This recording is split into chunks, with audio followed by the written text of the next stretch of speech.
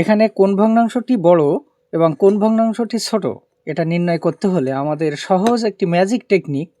আমরা এখানে একটা শূন্য, এখানে একটা শূন্য, এই ভগ্নাংশ আর এই ভগ্নাংশের ভিতর কোনটি বড় এবং কোনটি ছোট নির্ণয় করার জন্য আমরা যদি এই পাশে একটা করে শূন্য দিই, তাহলে 4 30-এর ভিতরে কয়বার যায়? 4 7 28, আর দশমিকের পরে কোনো একটা অংশ হবে। 5 এবং 40-এর যদি ভাগ করি, 5 8 40, 8 হবে।